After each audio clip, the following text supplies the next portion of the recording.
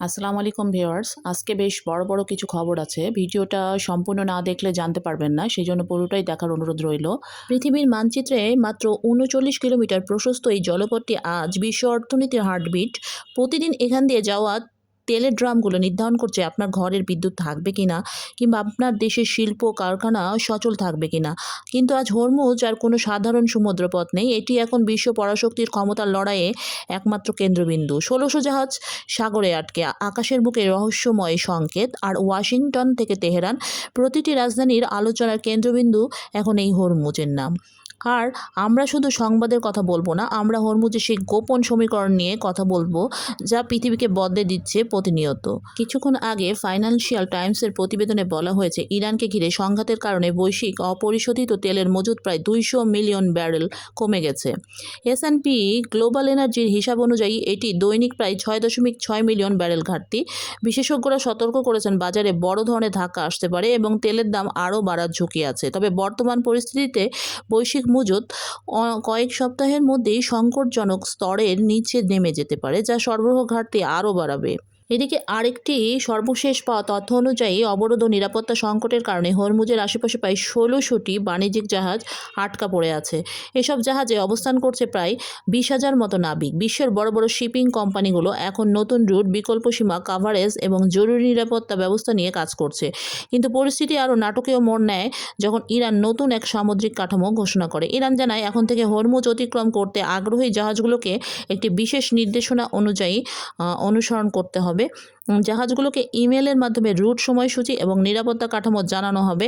এই ব্যবস্থার নাম দেওয়া হয়েছে পারস্য উপসাগরীয় প্রণালী কর্তৃপক্ষ, PGSA। অর্থাৎ বাস্তবে ইরান দেখাতে চাচ্ছে এই অঞ্চলে নিরাপত্তা এবং চলাচলের ওপর তাদের নিয়ন্ত্রণ এখনও দৃশ্যমান। এদিকে আরেকটি ঘটনা আন্তর্জাতিক নিরাপত্তা বিশ্লেষকদের দৃষ্টি আকর্ষণ করেছে। মার্কিন সূত্রের দাবি, সোমবার হরমুজ অতিক্রমকারী ২টি মার্কিন বাণিজ্যিক জাহাজে বিশেষ নিরাপত্তা দল মোতায়েন ছিল। ঠিক সেই সময় এসব জাহাজকে লক্ষ্য করে ড্রোন, ক্ষেপণাস্ত্র এবং দ্রুতগতির ছোট নৌকা ব্যবহার করে হামলার চেষ্টা করা হয়। মার্কিন কর্মকর্তারা দাবি করেছেন, তাদের বাহিনী হুমকি প্রতিহত করেছে এবং আক্রমণকারী নৌকাগুলো ধ্বংস করেছে। যদিও ইরান এ বিষয়ে সরাসরি কোনো বিস্তারিত মন্তব্য করেনি, তবে ঘটনাটি উপসাগরীয় নিরাপত্তা পরিস্থিতিকে আরও অস্থির করে তুলেছে। এই সংকটের সরাসরি প্রভাব এখন জ্বালানি বাজারে দেখা যাচ্ছে। এশিয়ার দেশগুলো ইতিমধ্যে তীব্র জ্বালানি চাপ অনুভব করছে। এশিয়ান ডেভেলপমেন্ট ব্যাংক আঞ্চলিক প্রবৃদ্ধির পূর্বাভাস কমিয়েছে। বিশ্লেষকরা বলছেন, যুদ্ধ ও অবরোধের কারণে শুধু তেল নয়, গ্যাস, পরিবহন এবং শিল্প উৎপাদনেও বড় ধরনের চাপ তৈরি হচ্ছে। কেপলারের তথ্য অনুযায়ী এপ্রিল মাসে এশিয়ার তেল আমদানিতে প্রায় ৩০% পতন দেখা গেছে। এটা শুধু সংখ্যার পরিবর্তন নয়, এটা বোঝায় শিল্প উৎপাদন, পরিবহন ব্যয় এবং সাধারণ মানুষের জীবনযাত্রার খরচ সবকিছুই চাপের মুখে পড়তে পারে। কিন্তু এই একই সময়ে ইরান আরেকটি বার্তা দিচ্ছে, শুধু সামরিক বা রাজনৈতিক নয়, প্রযুক্তিতেও তারা বিকল্প পথ তৈরি করেছে। ইরানের স্থানীয় ন্যানো অ্যারোজেল প্রযুক্তি উৎপাদনের কথা তারা জানিয়েছে। এই প্রযুক্তি শিল্পে তাপ অপচয় কমে গ্যাস সাশ্রয়ে গুরুত্বপূর্ণ ভূমিকা রাখছে। তাদের দাবি, এই প্রযুক্তির মাধ্যমে ইতিমধ্যে শত শত মিলিয়ন ঘনমিটার গ্যাস সাশ্রয় করা সম্ভব হয়েছে। অর্থাৎ যুদ্ধের মাঝেও ইরান দেখাতে চাচ্ছে, চাপের মধ্যেও তারা প্রযুক্তিগত সক্ষমতা ধরে রেখেছে। এদিকে রাজনৈতিক ফ্রন্টে উত্তেজনা বাড়ছে। সাবেক মার্কিন প্রেসিডেন্ট বারাক ওবামা সম্প্রতি স্মরণ করিয়ে দিয়েছেন যে ক্ষমতায় থাকাকালে বেঞ্জামিন নেতানিয়াহু তাকে ইরানের বিরুদ্ধে সামরিক ব্যবস্থা নিতে চাপ দিয়েছিলেন। ওবামা বলেন, তিনি তখন যুদ্ধের পথ না বেছে কূটনৈতিক সমাধান বেছে নিয়েছিলেন। আর সেই পথই ২০১৫ সালের পারমাণবিক চুক্তির জন্ম দেয়। তার মতে, ইরানের সঙ্গে পূর্ণাঙ্গ যুদ্ধ গোটা অঞ্চলকে দীর্ঘমেয়াদী অস্থিতিশীলতার দিকে ঠেলে দিতে পারে। অন্যদিকে বর্তমান মার্কিন প্রশাসনের ভেতরেও বিভক্ত অবস্থান দেখা যাচ্ছে। একটি অংশ এখনও কূটনৈতিক আলোচনায় বিশ্বাস করছে, অন্য অংশ মনে করছে ইরানের উপর সামরিক চাপ আরও বাড়ানো দরকার। এই বিভক্তি প্রমাণ করে ওয়াশিংটনের ভেতরেও এখনও কোনো একক কৌশল চূড়ান্ত হয়নি। এর মধ্যে মার্কিন গোয়েন্দা মূল্যায়নে বলা হয়েছে, সাম্প্রতিক হামলা সত্ত্বেও ইরানের পারমাণবিক কর্মসূচি পুরোপুরি থামেনি। বিশ্লেষকদের ধারণা, ইরান চাইলে এখনও কয়েক মাসের মধ্যে অস্ত্র সক্ষমতার পর্যায়ে পৌঁছাতে পারে। এই মূল্যায়ন নতুন করে পশ্চিমা নিরাপত্তা মহলে উদ্বেগ তৈরি করেছে। এদিকে উপসাগরের আকাশেও দেখা গেছে রহস্যজনক পরিস্থিতি। একটি মার্কিন KC-135 স্ট্রাটো ট্যাঙ্কার জ্বালানি সরবরাহকারী বিমান জরুরি ৭৭০০ সংকেত পাঠায়, কিন্তু সংকেত পাঠানোর কিছু সময় পর বিমানটির ট্রান্সপন্ডার বন্ধ হয়ে যায়। এরপর বিমানটি কোথায় গেছে, নিরাপদে অবতরণ করেছে নাকি অন্য কিছু ঘটেছে, তা এখনও নিশ্চিতভাবে জানা যায়নি। এর আগে একই ধরনের আরেকটি জ্বালানি বিমানও জরুরি সংকেত দিয়েছিল।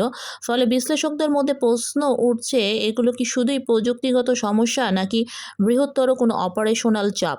এরই মধ্যে ডোনাল্ড ট্রাম্প হুঁশিয়ারি দিয়েছেন যে হরমুজে মার্কিন জাহাজে হামলা হলে ইরানের বিরুদ্ধে আরও বড় পদক্ষেপ নেওয়া হতে পারে।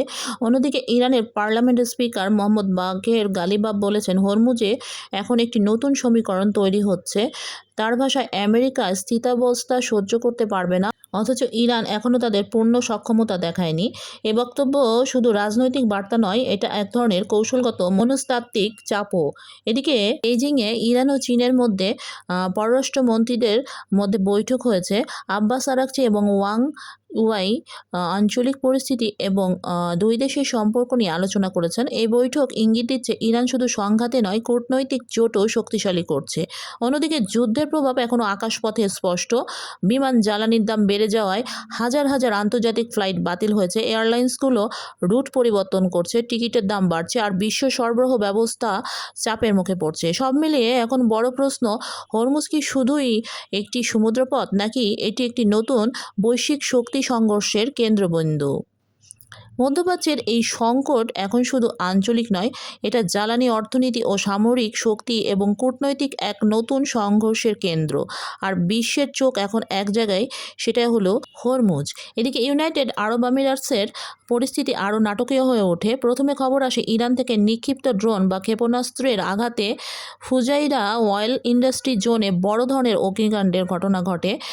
এর কিছু সময় পর উপসাগরীয় আকাশে আবারও ক্ষেপণাস্ত্রের সতর্কতা সংকেত শোনা যায়, যা স্থানীয় বাসিন্দা ও আন্তর্জাতিক পর্যবেক্ষকদের মধ্যে নতুন উদ্বেগ তৈরি করে। কিন্তু পরিস্থিতি আরও জটিল হয়ে যায় যখন পরে ইরান আনুষ্ঠানিকভাবে জানায় সংযুক্ত আরব আমিরাতের ওপর কোনো হামলায় তাদের সম্পৃক্ততা নেই। এই পরস্পর বিরোধী দাবি এখন নতুন প্রশ্ন তুলেছে। এটা কি সরাসরি সামরিক বার্তা, ভুল শনাক্তকরণ, নাকি মধ্যপ্রাচ্যের চলমান মনস্তাত্ত্বিক চাপের অংশ? তো এতক্ষণ ধরে আমরা যে হরমুজের চিত্রপট দেখলাম তা কেবল তেলের দাম বা ভূ রাজনীতির সাধারণ ইস্যু নয়, এটি একটি আগ্নেয়গিরির উপর বসে থাকার মতো পরিস্থিতি।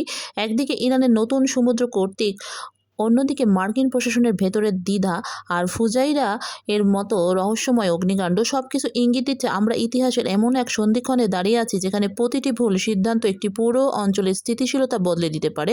তবে প্রশ্ন এখানেই শেষ নয়, ইরান কি সত্যি তাদের পূর্ণ সক্ষমতা গোপন রেখেছে? মার্কিন ড্রোন বা বিমানের নিখোঁজের পেছনে কি কোনো অদৃশ্য প্রযুক্তির হাত আছে? আর এই সংকটের শেষ গন্তব্যই বা কোথায়? শান্তি, নাকি এক মহাবিধ্বংসী যুদ্ধ? তো ভিউয়ার্সরা, হরমুজের এই পরিস্থিতি, উত্তেজনার গভীরে আরও কিছু গোপন খবর লুকিয়ে আছে, যা আমাদের আগামী ভিডিওগুলোতে আপনাদের সামনে নিয়ে আসব। এই পরিস্থিতি কি সত্যি নিয়ন্ত্রণের বাইরে চলে যাচ্ছে? আপনাদের কি মনে হয়? আমাদের কমেন্ট বক্সে অবশ্যই জানান। আর ভূ রাজনীতির এমন সব গভীর বিশ্লেষণ মিস না করতে চাইলে আমাদের চ্যানেলটি সাবস্ক্রাইব করতে পারেন এবং বেল বাটনটি প্রেস করবেন। মনে রাখবেন, আজকের তথ্যই আগামীর ইতিহাস। আর এই তথ্য বিশ্লেষণ আমার না, এগুলি বড় বড় বিশ্লেষকদের বিশ্লেষণ। তো পরবর্তী ভিডিওতে আবারও আমন্ত্রণ রইল। আজ এ পর্যন্তই। সবাই ভালো থাকবেন, আর আবারও দেখাবে ইনশাল্লাহ। আল্লাহ হাফেজ।